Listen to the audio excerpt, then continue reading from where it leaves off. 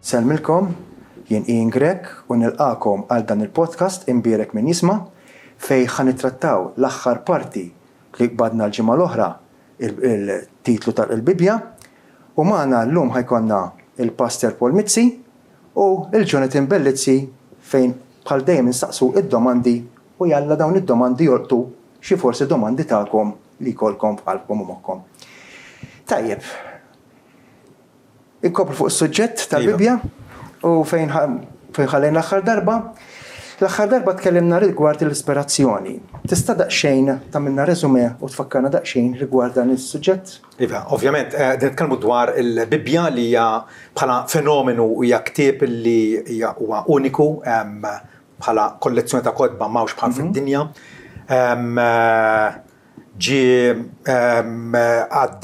Għaddew il-sekli ta' snin, il-kritiċi tal-Bibja qatt ma rnexxielhom isibu xi tip ta' żball xjentifiku, ġeografiku, storiku. Ġifieri il-Bibja fiha nfisha turina illi mhijiex sempliċement il-produzzjoni ta' bnedmin skont l-erf uman tagħhom. Hija mogħtija minn Alla u meta nitkellmu dwar allura l-ispirazzjoni qegħdin ngħidu illi ħarġet minn fomm Alla. Anke Ġesu nnifsu jgħid illi l-bniedem ma jgħix bil-ħobż biss imma b'kull kelma li toħroġ minn fomm Alla. Allura il-Bibja hija il-Vox Dei, hija il-leħen Alla li qed jikkomunika magħna, qed jgħaddilna il-verità tiegħu għas-salvazzjoni tagħna kif ukoll għall-kuntentizza tagħna. Jiġifieri anke l-Apostlu Pawlu jisħaq fuq din il-verità importanti fejn jgħid li kull skrittura hija ispirata minn Alla u tiswa għat-tagħlim, għaċ-ċanfir, għall-korrezzjoni, għat-taħriġ fejn inġust biex il-bniedem Alla jkun perfett u ma jkun jonqsu xejn. Ikun fornut għal kull emil tajjeb. Ġifieri aħna bħala Kristjani bil-Bibja fidejna, bil-Bibja maħżuna f'qalbna, ħankunu fornuti, ħankunu kapaċi li l-Alla noġbuh u nservuh kif jixtiequ. Meta ngħidu ispirazzjoni ġifieri li ħarġet minn fomm Alla, il-kelma Griega hija theopneustos, ħarġet minn fomm Alla. U allura għandha l-awtorità tiegħu. Hija ta' awtorità divina. U għalhekk ngħidu l-Bibja hija unika u inkomparabbli bħala messaġġ letterarju. Hija permanenti, mhix xi ħaġa li tgħaddi, mhix xi ħaġa li tiskadi. Niftakar George Duffy li kien jaħdem fil-Gideons. Inti Gideon, John, no? Ekku. George Duffy martu kienu involuti ħafna fil-Gideons għal ħafna snin. Kont imur magħhom jiena fl-iskola u konna nagħmlu preżentazzjoni minn fuq il-palk tas-sala tagħhom u kien jgħidilhom il-kodba li għandkom fis-seċil ta' xjenza dawk ħajġu outdated, ħajġu skaduti. Imma dan u jżomm il-pocket New Testament dan ħajbqa' dejjem. Ġesu qal ismew l-art jgħaddu. Ma kliemi ma tgħaddix. U dik hija xi ħaġa li lilna tagħtina tama, tagħtina ankra li x'ħanaqbad nemmen. Fost dawn il-smorgasbord ta' reliġjonijiet, ta' filosofiji differenti. Il-Bibja ta' autentika li għanfisa, turina li għandha s-siġil Alla. Il-profezziji tagħha. Ġifieri huma affarijiet li ta' barra minn hawn. Min kapaċi jikteb ktieb illi jgħid se jseħħ sekli ta' snin wara u difatti jseħħ. Ġifieri il-Bibja kollha tagħtina xhieda persistenti u fidila lejn Ġesu ta' Nazaret, illi finalment der fostna u Ġesu l-semiet tiegħu darba qalilhom intom tfittxu fl-Iskrittura għax taħsbu li fi għandkom il-ħajja dejjem. U hija l-Iskrittura li tagħti xhieda tiegħi. Ġifieri finalment il-Bibja, il-kollezzjoni ta' Bibja 66 ktieb kollha b'xi mod jew ieħor jagħtu xhieda jippontaw il qudiem lejn Ġesu Kristu. Bħala ċentru tagħha fil-fatt. Bħala il-blata tas-salvazzjoni tagħna li fuqu rridu nibnew. U fil-fatt wieħed jista' jagħmel analiżi jekk iridu jara il-profezziji kif qed issemmi tajjeb Pastor jinduna li kollha saru ġew mwettqa u m'hemm xejn li forsi hemm xi dubju dwarha. Yes, hemm ħafna minnhom illi twettqu fl-ewwel miġġa tiegħu meta der fostna fl-umiljazzjoni. U fadda l-oħrajn li għat jitwetqu mat-tieni miġġa tiegħu fl-aħħar jum. Li t-tin anka biex daw li jgħatridu jiġu nemnu iktar fihom għax għandek rekord tajjeb ta' qabel. Diġà urid li anfisha affidabbli l-iskrittura u allura għandna l-konfidenza li nistgħu naftaw. L-informazzjoni li hija kelma tal-Alla xek. U kif jgħidilna fit-tieni Pietru wkoll fil-kapitlu 1 vers 21 għax ebda profezzija ma kienet miġjuba fi żmien bir-rida tal-bniedem iżda bnedmin imġorrin mill-Ispirtu Santu tkellmu minn Alla. Ġifieri hija l-kelma tal-Alla u għalhekk tibqa' dejjem għal hija tal-Alla mhux tal-bniedem jispiċċa. Ġifieri Eżajija kiteb bl-istil tiegħu u bl-informazzjoni li kellu, però finalment il-prodott tiegħu li ħallilna hija dak li Alla ried jgħaddilna. Tajjeb wisq. Allora xi tfisser meta ngħidu ispirazzjoni plenarja? Din storikament ġifieri intużat plenarja ġej minn kelma Latina li tfisser sħiħa, l-ispirazzjoni sħiħa tal-Bibja. Il għaliex anke sal-lum ssib nies li jgħidulek li taqra l-Bibja, però ovvjament fiha l-iżbalji u fiha inaccuracies, jew forsi fiha xi passaġġi li ma jolqtux ma jimpurtax. Dawk għalik mhumiex il-kelma tal-Alla. U żball gravi. Hija l-Bibja kollha kemm hija ispirata. Ma nistgħux ma għandna ebda libertà li aħna nażlu dak li jolqotna, dak li jdoqqilna l-widnejna, hija kollha kemm hi. Ovvjament hemm kotba li aħna naraw li teoloġikament huma aktar relevanti, aktar importanti, li tar-Rumani pereżempju għalina hija il-fus tat-teoloġija Kristjana. Kulħadd jaqbel ma' ħadin. U hemm kotba pereżempju fit-Testament il-Qadim bħal Ester jew il-Kronaki li huma l-kelma tal-Alla, qed tifhem, però ovvjament narfu li fir-Rumani, fl-Ittri ta' Pawlu, fil-Vanġeli, però finalment kollha huma mogħtijin minn Alla. Dik hija plenarja. Okay. Allora dik verbali, l-ispirazzjoni verbali? Ukoll biex vera ikollna fema korretta ta' x'inhi l-iskrittura, rridu nisqu wkoll dwar l-ispirazzjoni verbali. Kull kelma hija ispirata. Tgħidli minn fejn ġibta din. Ġesu għallima. Pereżempju darba fil-dibattitu li kellu mal-mexxejja reliġjużi Lut, is-Sadduċej, illi ma kinux jemmnu fil-qawmien. U Ġesu għallhom ma qrajtux fil-pass meta Alla kellem il-Mosè mill-arbuxxell jaqbad. Meta qallu jien u Alla ta' Abraham, Alla ta' Isaac u Alla ta' Ġakob. Alla mhuwiex Alla tal-mejtin, ma tal-ħajjin. U allura Ġesu juża it-temp tal-verb I am, mhux I was, aħna bil-Malti ma nistgħux ngħiduha. Qed tifhem. Jien u Alla u allura qed juri illi il-patriarki li kienu ilhom mejtin fi żmien Mosè għal mijiet ta' snin, qed tifhem, kienu qegħdin ħajjin quddiem Alla fil-preżenza tiegħu. U allura Ġesu jorbot l-argument illi finalment għad ikun hemm qawmien mit-temp tal-verb. Hija xi ħaġa straordinarja illi Ġesu juża dak id-dettall biex jikkonvinċina li kull kelma hija ispirata. Anke l-Apostlu Pawlu għandu fil-Galatin jargumenta meta Alla wiegħed l-Abraham u jgħidlu f'nislek għad jitbir kull ġnus kollha. Tajjeb? U jgħid ma qallux insla plural imma nisel singular. U allura Pawlu konkluda illi finalment ir-referenza hija għal Ġesu Kristu. Ja sabija ħafna għaliex dak iż-żmien meta Lut kien jaqraw fil-Ġenesi kienu jaħsbu il-nisel ta' Abraham huma Lut, il-discendenti fiżiċi ta' Abraham. U frattant Pawlu jagħmel li isma' hemmhekk nisel qal mhux insla, qed tifhem, u allura jerfa' kull kelma hija importanti. U allura għalhekk importanti anke fit-traduzzjonijiet tal-Bibja, il-Bibja tkun tradotta fedelment biex tkun kemm jista' jkun tirrifletti kelma b'kelma dak li hemm miktub fil-lingwi oriġinali, fl-Ebrajk u fil-Grek. Ekku, kull dettall huwa importanti fl-iskrittura jekk hija l-kelma tal-Alla. Jiġifieri hija ispirata kemm b'mod plenarju kif ukoll b'mod verbali, tnejn li huma flimkien.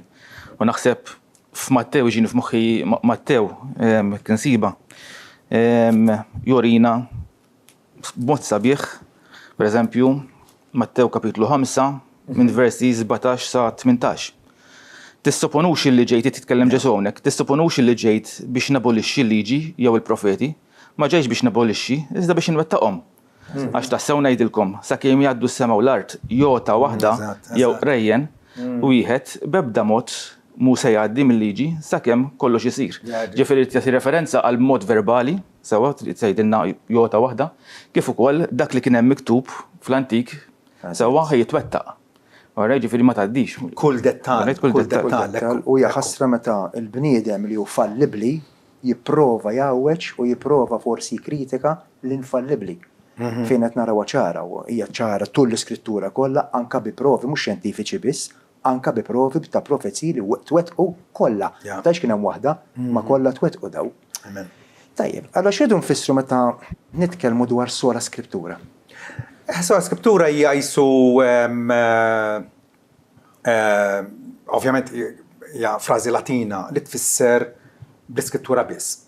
Aħna l-Evanġeliċi bħal fil-Knisja Bikrija għandna evidenza kotrana illi l-insara mill-bidunet kienu sejsu it-twemmin tagħhom fuq l-iskrittura biss. L-iskrittura hija l-awtorità finali u suprema għal kull ma nemnu u kif għandna nġibu ruħna.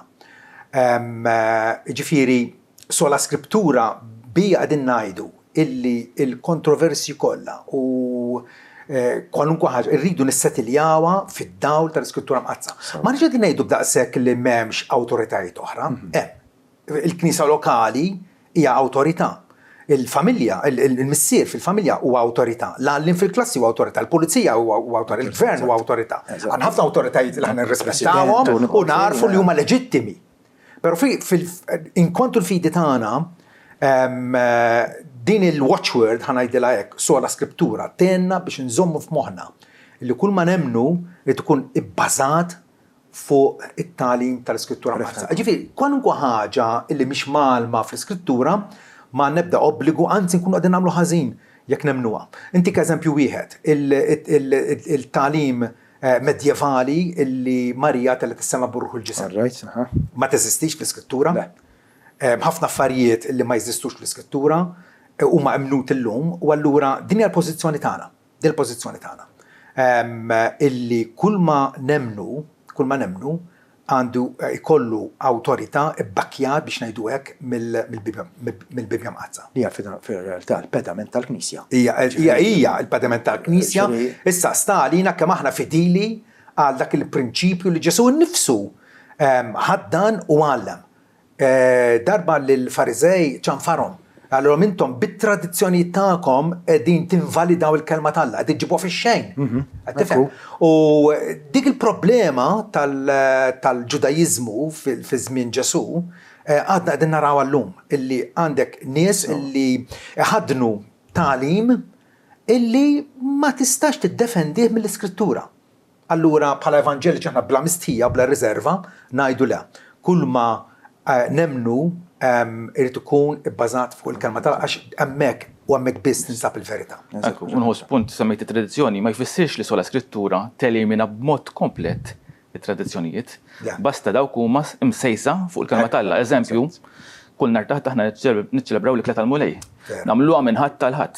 Hija drawwa hija tradizzjoni, imma nagħmluha għaliex Sidna Ġesu għalilna għamlu dan kull meta tiltaqgħu f'tifkira tiegħi. Appuntu taqbel mal-iskrittura. Naħseb ukoll wieħed irid isemmi li mhux kull ma miktub tittieħdu b'mod litterwax il-kelma tal-tkellem b'mod allergiku wkoll. Sewwa? Le, meta ngħidu tradizzjoni hija tagħlim modi minn ġenerazzjoni għall-oħra. Jista' jkun tajjeb, jista' jkun ħażin, jista' jkun żbaljat, jista' jkun bibliku. Ġifieri li semmi John semma każ wieħed, il-drawwa ħanajdulek, it-tradizzjoni li aħna niċċelebraw l-Ewkaristija kull nhar ta' ħadd. Hija biblika u allura nagħmluha. F'dik it-tradizzjoni li tkun ħanejdu hekk parallel mal-Bibja, orrejta xaw minn ovvjament kull tip u tradizzjoni kollu jħodha ugwali kważi mal-liġi li huwa ħażin dik. Tajjeb, għall-iskrittura ma tistax tkun ukoll il-kawża ta' bosta denominazzjonijiet ukoll? Hekk jippruvaw ipenġuha dawk li ma jaqblux ma' sola skrittura. Però id-difett mhuwiex fl-iskrittura infisa. L-iskrittura hija perspekwa, ġifieri titkellem ċar almenu fuq affarijiet li għandhom x'aqsmu mas-salvazzjoni eterna tagħna. Jekk inti taqra l-iskrittura b'mod persistenti, l-iskrittura tgħalmek illi t-tama tiegħek u l-fiduċja tiegħek għandhom ikunu f'Ġesu Kristu. Eżatt. Għal maħfrad nubieta kull ħajja eterna. Ma nix qegħdin ngħidu illi kull parti tal-iskrittura hija ċara u ovvja u tiftijem, tifhem, ma nix qegħdin ngħidu hekk. Però il-difett jinsab fina. Aħna forsi bil-gburija tagħna illi jiena ma naċċettax ċertu talim li nara li huwa mgħallem fl-iskrittura. U allura noħodha kontrija. Jew jista' jkun l-ignoranza jew studju inadekwat. Ma studjajtx biżżejjed. Mela jien ma studjajt biżżejjed u inti studjajt u ilek snin imkisser fuq l-iskrittura mqazz. Ovvjament mhux naqblu flimkien. Żgur. Ma mhux għax l-iskrittura hija difettuża, għax il-difett fija. Eżatt. Tifhem. Nistgħu nsemmu wkoll il-nuqqas ta' fehma. Aħna dipendenti fuq l-illuminazzjoni tal-Ispiritu Santu. L-Ispiritu Santu huwa l-awtur finali tal-iskrittura. Huwa hu li jrid ifehmilna. Tajjeb, u allura jekk jiena pereżempju qiegħed ngħix fid-dnub jew f'kompromessi, m'iniex ħankun kapaċi illi nilqa' ix-xhieda tal-iskrittura illi allura ħanoħloq konflitt u nuqqas ta' fehma ma' Kristjani oħrajn. Fatt importanti ħafna li jettajt ta' ġili tisma' pereżempju jħaltu ispirazzjoni ma' illuminazzjoni. Eżattament. U hija żball għax mbagħad ħaġa ġib il-oħra u tigrava iktar ma' żminek fil-fatt. Ġifieri ma naqblux bejnietna, ġifieri anke forsi għax ma nħaddmux il-prinċipi tal-interpretazzjoni. L-eseġezi ħana sejħula. Kif ħaninterpreta l-iskrittura? Tifhem, hemm metodu illi Ġesu u l-apostli jgħalmu ulna, jekk inti ma tosservax dak il-metodu, tifhem, ħadd iżbalja. Pereżempju, jekk inti l-Apokalissi ħadd tieħdu letteralment ħadd iżbalja. Għaliex l-Apokalissi huwa simboliku fin-numri, fil-xbijat tiegħu. L-imġiris li fih ħafna ġifieri wkoll possibbli tieħdu daqshekk. L-iskrittura tirrekjiedi studju u għaqal u spiritu ta' talb ukoll. Qed tifhem biex bħalma s-salmista jgħidlu l-mulej dawwa li moħħi biex nar ir-rikkezza tal-kelma tiegħek. Ġifieri għal darb'oħra, il-difett mhux fl-iskrittura. L-iskrittura mhix hi toħloq id-denominazzjonijiet. Id-djufija umana tagħna illi ma narawx għajn majn f'dawn l-affarijiet. Illi jista' jkunu preġudikati. Jekk jien dejjem tallimt illi tarbija għandha titgħammed u dejjem jien nismagħha minn kont fl-infanzja tiegħi. Tifhem. U issa fid-daqqa u l-ħin qed jgħiduli illi l-iskrittura ma tgħallimx da, jiena se nkun preġudikat u ma nkunx lest illi inwarrab dak it-tagħlim fals biex inħaddan l-element ta' gburija. Eżatt. L-element ta' gburija wkoll. Il-gburija ċertament anke n-nuqqas ta' twemmin. In-nuqqas ta' twemmin.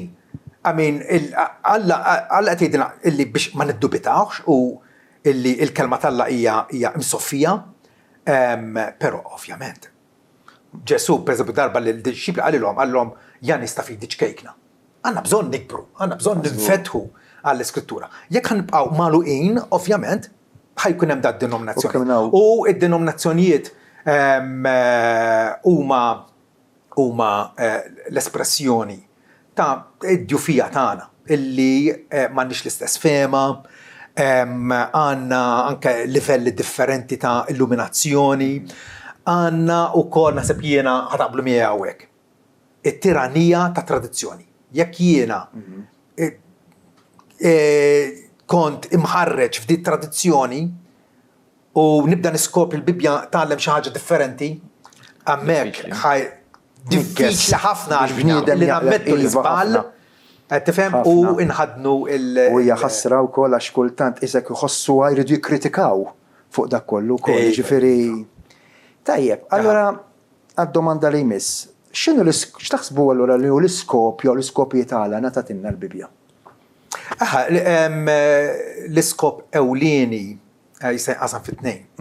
Ħafna nies jersu l-iskrittura u jipprovaw isibu fiha tarif xjentifiku jew astronomiku li l-Bibja titkellem b'mod illi jista' jifhimha kulħadd.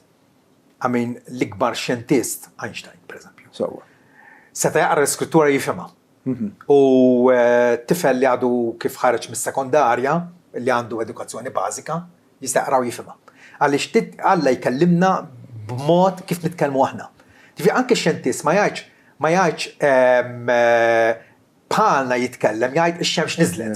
Meta jaf li x-xemx ma tinsilx. Dak il-gwax tas-suq. U l-iskrittura titkellem, ġifieri tippretendix illi l-iskrittura ħatalmek affarijiet illi mhux l-iskop tagħha li tgħallimhomlok, kif issajjar, kif iżżomm id-dar nadifa, dak mhux l-iskop tal-Bibja.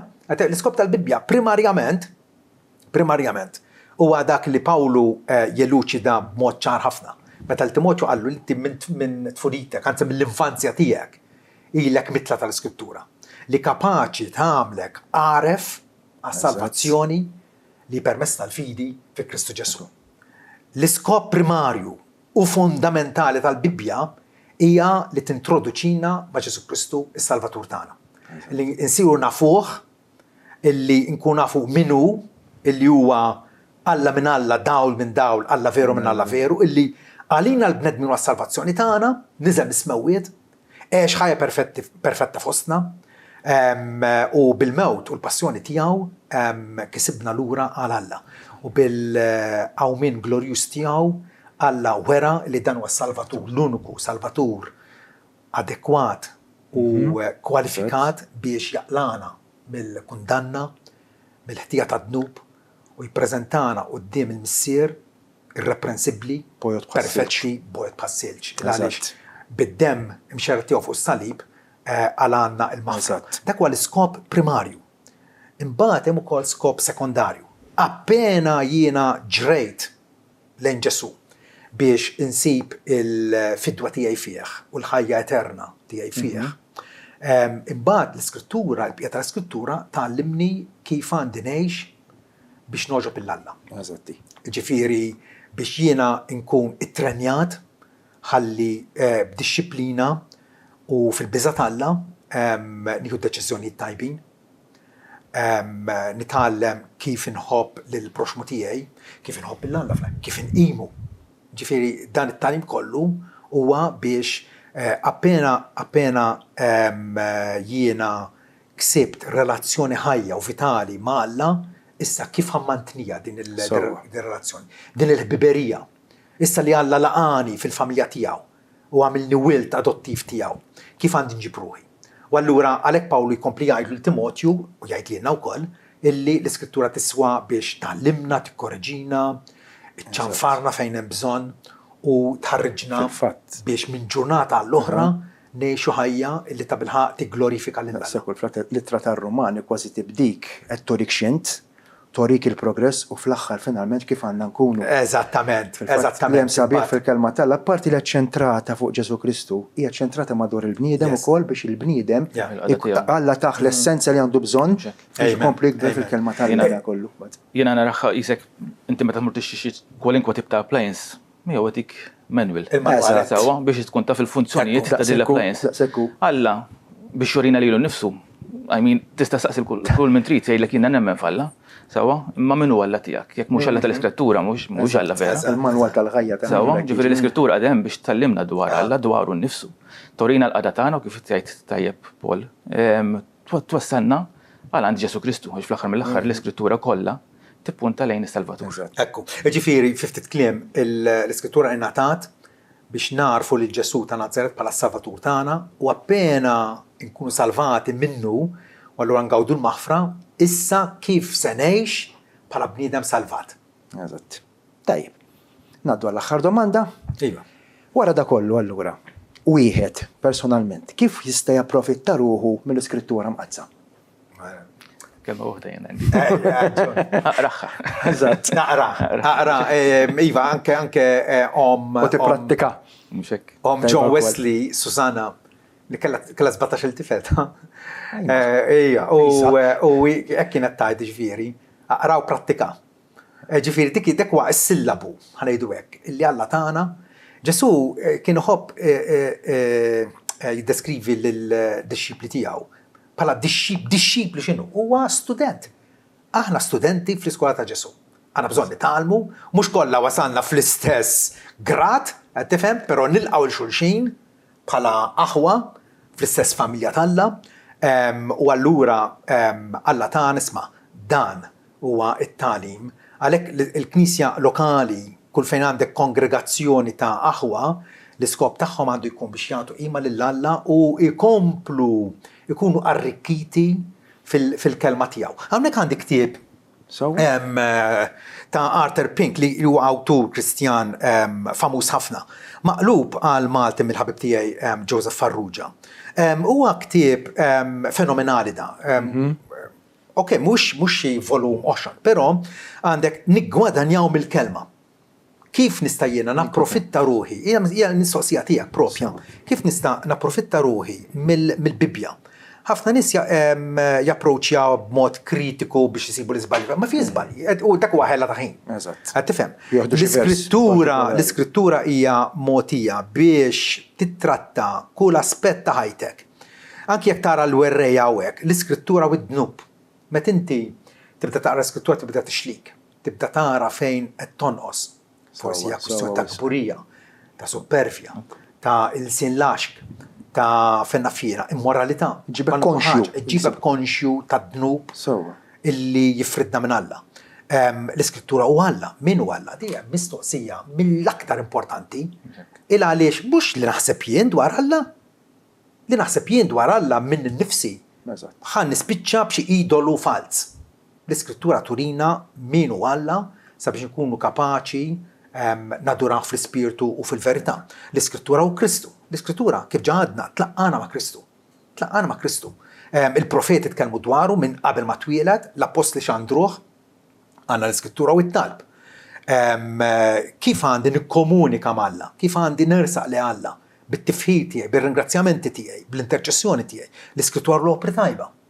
Kif ħanejx tajjeb jiena li nkun utli għal bnedmin, bħalma qal Ġesu, ħallu d-dawl tagħkom jiddu qudiem bnedmin biex jaraw l-opri tajba tagħkom u jigglorifikaw lill-Missier li hu fis-smawiet. Għandek linja gwida tajba minnu ħafna. Eżattament, l-iskrittura aktar ma ssir familjari magħha, aktar se tkun kwalifikat biex ngħidu hekk biex l-Alla toġbu u tkun melħ u dawl fis-soċjetà tiegħek. Fil-fatt importanti għax kif inti faċli tagħmel Alla tiegħek għax ħa tagħmlu għal gosti tiegħek, mentri hemmhekk għandek linja gwida kif għandek verament ovvjament timxi wara s-sit tagħna Ġesu Kristu.